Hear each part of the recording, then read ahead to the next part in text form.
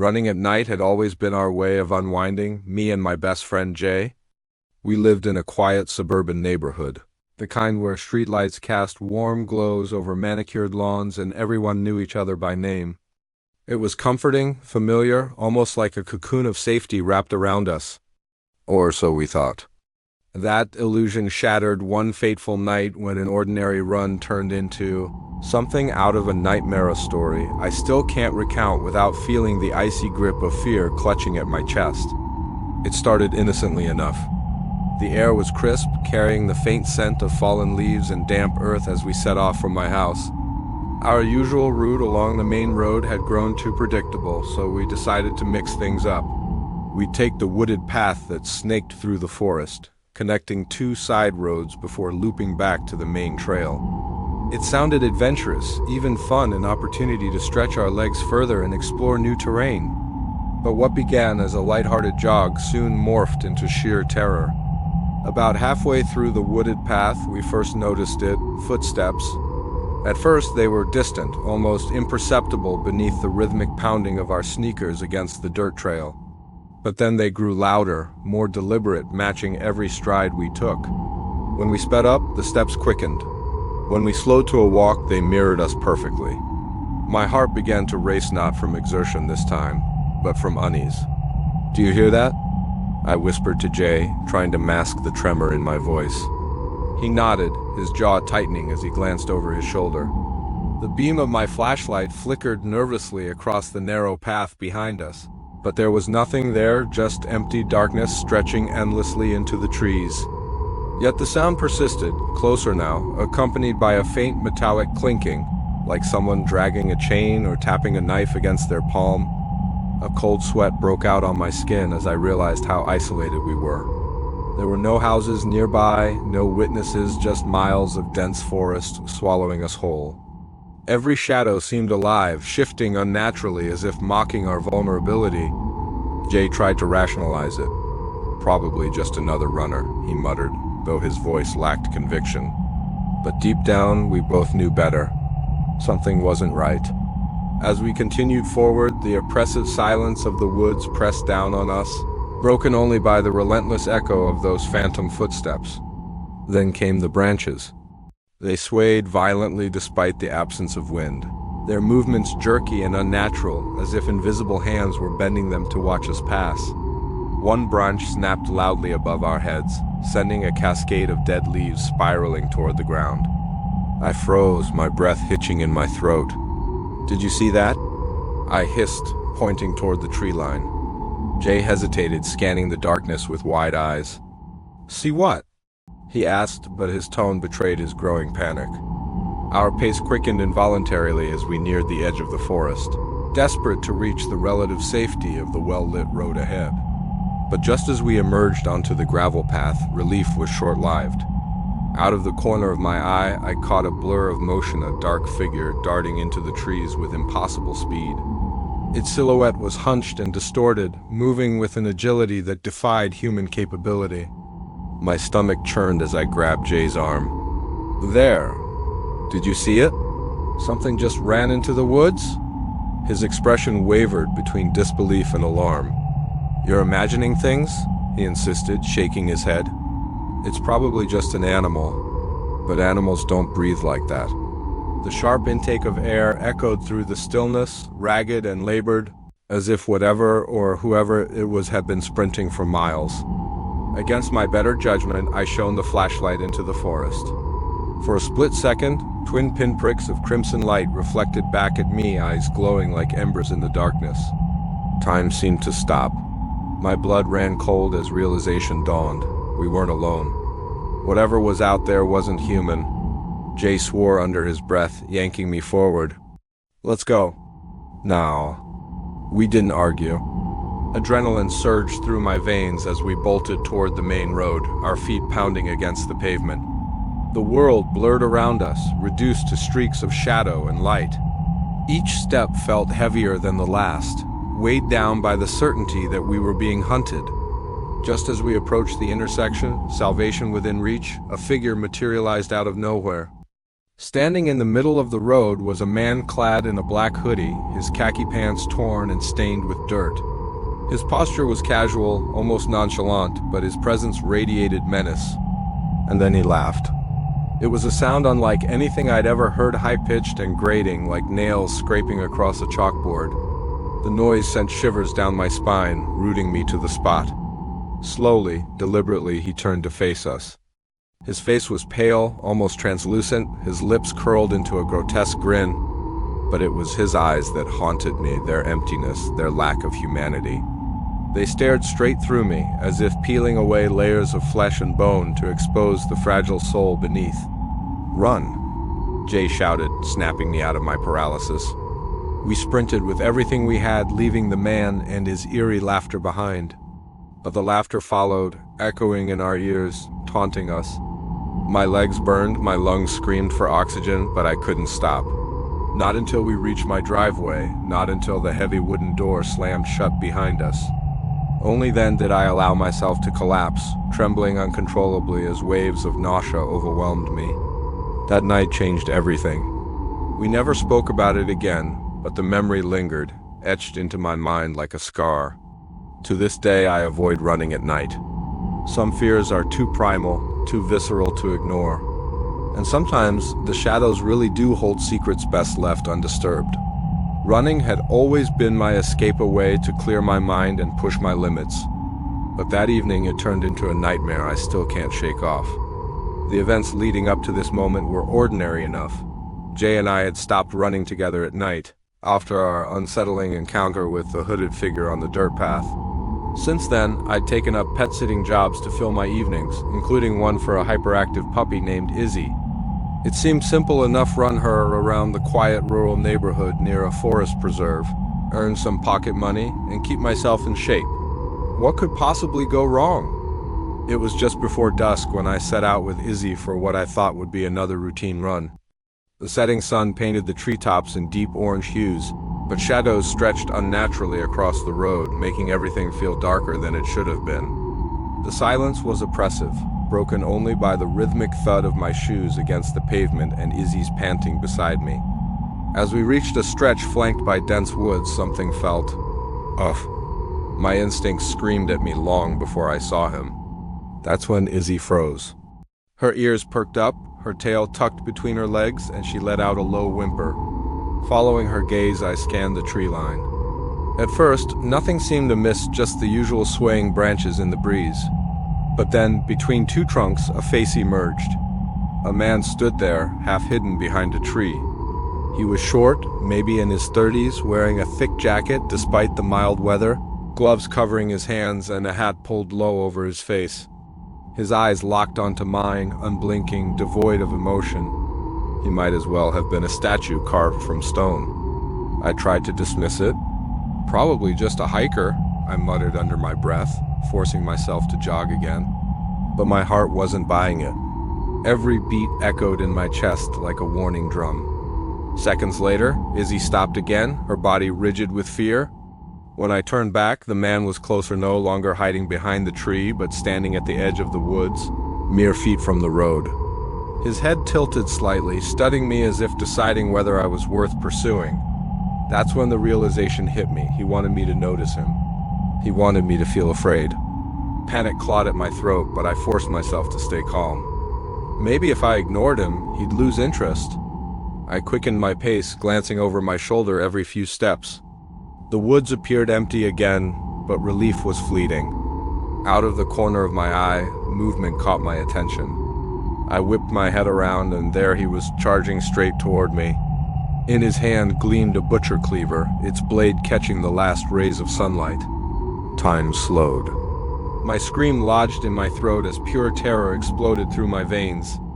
Adrenaline surged like electricity, propelling me forward faster than I ever thought possible. Izzy struggled to keep up, her leash jerking wildly in my grip as we tore down the road. Behind me, the man pursued relentlessly, his movements erratic, almost unnatural. His arms flailed, his legs moved too quickly as though they weren't used to running.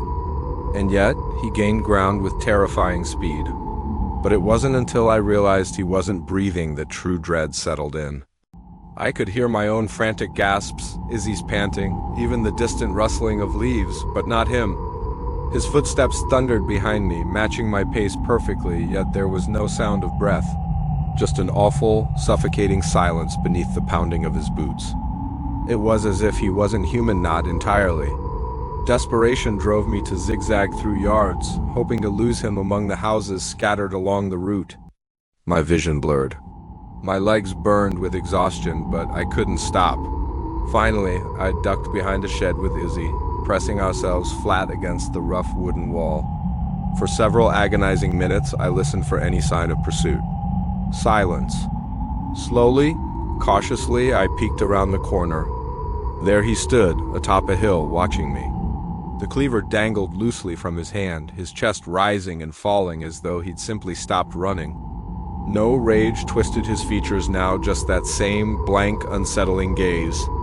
We locked eyes, and I swear I felt my soul shrivel under his stare. Then, without warning, headlights pierced the darkness, and he turned, walking back into the woods as if nothing had happened. Gone. Just like that. Shaking uncontrollably, I waited until I was sure he wouldn't return before sprinting home via the longest route possible. By the time I arrived, my knees buckled beneath me.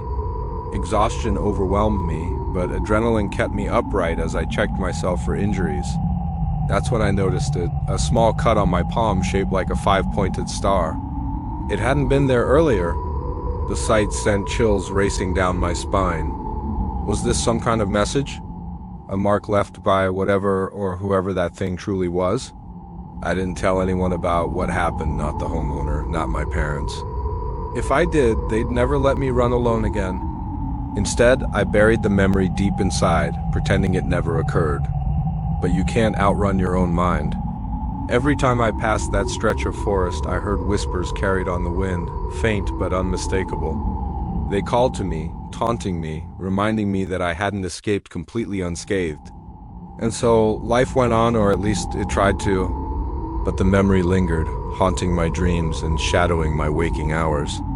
Sometimes, late at night, I'd wake up drenched in sweat, convinced I could still feel those lifeless eyes boring into my soul. Other times, while running, I'd catch glimpses of figures darting between trees, their faces obscured but their intentions unmistakably malevolent. Each experience reinforced one undeniable truth: the woods held secrets best left undisturbed. Secrets that watched, waited, and preyed upon those foolish enough to wander too far from the light. And though I vowed never to return to that cursed path, part of me knew it wasn't over. Not really. Because sometimes the things that hunt us aren't bound by logic or humanity. Living in a suburban neighborhood should have been the epitome of safety and tranquility. Surrounded by open fields, winding country roads, and the occasional deer grazing in the distance, it seemed like the perfect place to grow up. But beneath the surface of this idyllic setting lay an undercurrent of unease and unsettling pattern that had haunted me since I was a child. It all began when I was 9 years old, during what should have been an ordinary afternoon. My younger brother and I were playing outside with our dogs near the main road, blissfully unaware of the dangers lurking just beyond our bubble of innocence. A white SUV pulled up at the corner of our street, its engine idling ominously. A man leaned out of the window, his curly blonde hair catching the sunlight as he waved us over. "Hey, come here," he called, his voice smooth but insistent. My little brother, naive and trusting, started walking toward the car. Something inside me, a gut instinct honed by years of parental warnings, told me something was wrong. I grabbed my brother's arm and yanked him back. "No," I said firmly, pulling him away. The man watched us retreat, his expression unreadable. As we turned to leave, he rolled down his window further and spoke again, his tone now icy and menacing. "You can't save them all." Those 5 words sent shivers down my spine even then, though I didn't fully grasp their weight until much later. The memory faded into the recesses of my mind until 2014, when another chilling incident unfolded on Halloween night. Parents in the neighborhood reported seeing a black sedan circling the streets, following groups of trick-or-treaters. When one brave parent confronted the driver, the car attempted to run them over before speeding off into the darkness. Witnesses noted that the sedan had no license plates, leaving behind only a grim token, a tattered old doll lying eerily on the pavement. It felt like a message, a warning etched in fabric and thread. The incident sparked widespread fear among residents, especially given the recent murder of Hannah Graham in nearby Charlottesville. Everyone tightened their vigilance, but life eventually returned to normal, or so we thought. Fast forward to 2018, when I found myself alone in the woods after pet-sitting for neighbors who were out of town. Their house sat at the edge of the neighborhood, accessible either via the main road or through a dense forest path. That night, distracted by an intense gaming session with friends, I forgot to let their dog out until well past 10 p.m. Panicking, I rushed over, flashlight in hand, navigating the pitch-black woods. On my way back, I noticed a black sedan parked suspiciously close to the driveway. Its presence unnerved me. There were no other houses nearby, and I knew the owners wouldn't return for days. After debating whether to investigate, I decided to take the forest route home instead. Cutting through the trees, I heard the unmistakable crunch of dry leaves beneath unseen feet. Every step I took echoed louder than the last, accompanied by a strange sensation, a hot breath brushing against the nape of my neck. I froze, heart pounding, and spun around, only to find nothing but shadows. Whatever or whoever it was, they vanished without a trace. But the most harrowing chapter of this saga unfolded recently. For months, I'd been running daily along the quiet country roads as part of my training for the school track team. At first, everything seemed fine, just me, the rhythmic slap of sneakers on asphalt, and the rustling leaves overhead. Then, about a month ago, I noticed a white SUV trailing me on the opposite side of the road. Its movements mirrored mine, maintaining a steady pace as if tethered to my every stride. Each time I changed direction, it adjusted accordingly, never overtaking but always present. For 10 consecutive days it followed me, its intentions unclear. Was it coincidence? Surveillance? Or something far more sinister? Hoping to test my theory, I altered my schedule, running an hour later than usual. The first day, the SUV didn't appear, but the very next evening it reappeared, relentless as ever. This wasn't random. Someone or something was deliberately targeting me. On the 11th day, things escalated. I turned onto a secluded side street, hoping to lose the vehicle. Instead, I spotted a black sedan parked at the end of the cul-de-sac. At first glance, it seemed innocuous, perhaps belonging to a resident. But as I approached, I saw something chilling, the silhouette of a person huddled beneath the car, barely visible in the dim light. They were trying to hide, pressed tightly against the undercarriage. My blood ran cold. I turned and bolted in the opposite direction, adrenaline propelling me forward. Behind me, the white SUV blocked my escape, trapping me between two predators. Panic surged through me as I realized I couldn't outrun both. Choosing the lesser evil, I sprinted past the SUV, praying for speed. Just as I neared the vehicle, a figure leapt out, shouting for me to stop. He claimed he just wanted to talk, but I wasn't about to stick around to hear what he had to say. Summoning every ounce of strength from months of training, I left him in the dust, hurtling toward home. When I finally collapsed on my doorstep, trembling and gasping for air, I knew I couldn't keep silent any longer. I told my mom everything, and she immediately contacted the police. But without concrete evidence, a license plate, a clear description, they could do little more than promise to look into it. That night, as I lay in bed replaying the events in my mind, my phone buzzed with an anonymous text. "We'll meet again soon." The message confirmed my worst fears. These incidents weren't isolated. They were part of a larger, more sinister plan. Connecting the dots, I realized the truth. These men weren't random strangers, they were hunters, stalking the children of our neighborhood for reasons I dared not imagine. From the man in the white SUV taunting me as a child to the black sedan haunting Halloween nights, the pattern was undeniable. Their persistence spanned years, their methods evolving yet always rooted in intimidation and control. And now, they had set their sights on me. Determined to protect myself and others, I installed security cameras around the house and began carrying a small pocket knife whenever I ventured outside. Sleep came fitfully, plagued by nightmares of the same curly-haired man chasing me through endless streets. His voice echoed in my dreams. You can't save them all. Each morning, I woke with a renewed resolve. If these predators thought they could prey on the vulnerable, they underestimated the power of awareness and resistance.